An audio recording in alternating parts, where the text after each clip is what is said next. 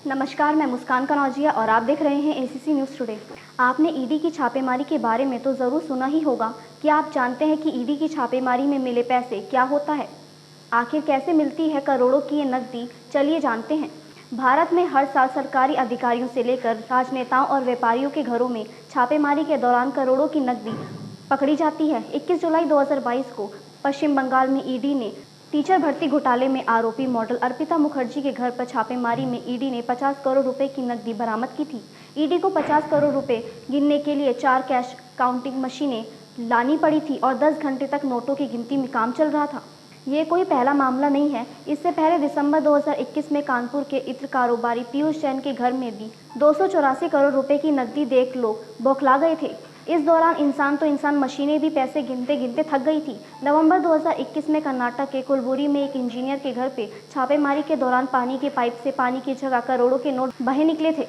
अब सवाल ये उठता है कि नोटबंदी की डिजिटल लेन देन के बावजूद लोगों के पास इतनी बड़ी मात्रा में ब्लैक मनी या काला धन आता है कहां से? छापेमारी में मिले इस नकदी को क्या कहते हैं? ईडी और इनकम टैक्स विभाग द्वारा जब्त की गई नकदी को सबसे पहले सीज करके इनकम टैक्स विभाग की सेल्फ कस्टडी में रखा जाता है।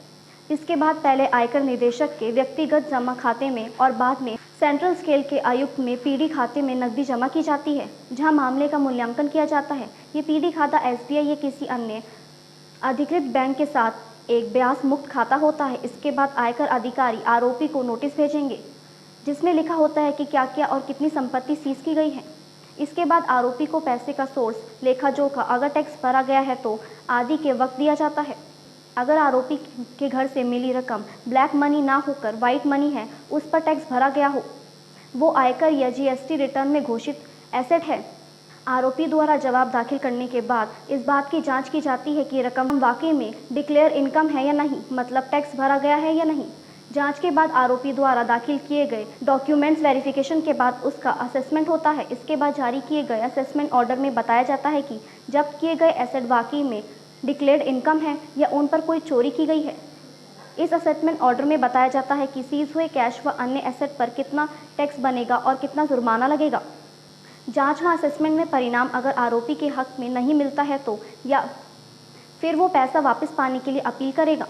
अगर विभाग ने उसकी अपील वैलिड नहीं की तो फिर उसके पास इनकम टैक्स अपीलेंट में अपील करने का मौका होगा। अगर यह भी सुनवाई नहीं हुई तो फिर हाई कोर्ट, सुप्रीम कोर्ट का दरवाज़ा खटकाने का अधिकार है, लेकिन कोर्ट से फैसला आने में बरसों लग जाते हैं। इस दौरान टैक्स अधिकारियों के पास भी आरोपी के खिलाफ अपीलें करने का मौका रहेगा।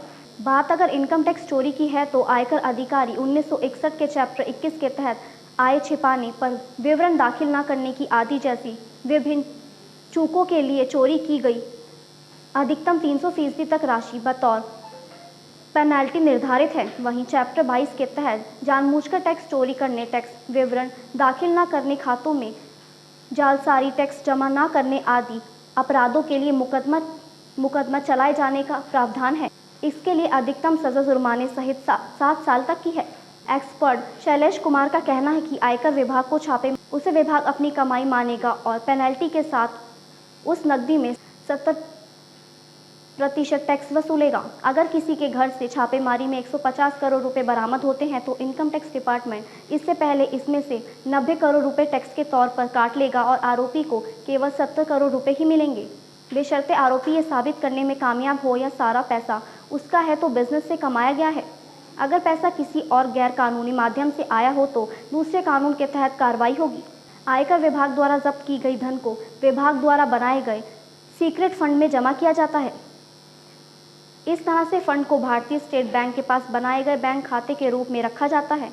इसलिए सारा पैसा इस बैंक खाते में जमा कर दिया जाता है, जिसके माध्यम से पैसा फिर से बैंकिंग चैनल में आ जाता है। हालांकि हम ये भी कह सकते हैं कि पैसा बाजार में आता है, क्योंकि आयकर विभाग द्वारा जब्त की गई सभी नकदी बैंक में जमा की जाती है और बैंक इसे लोगों को सैलरी के रूप में प्रदान कर रहा है।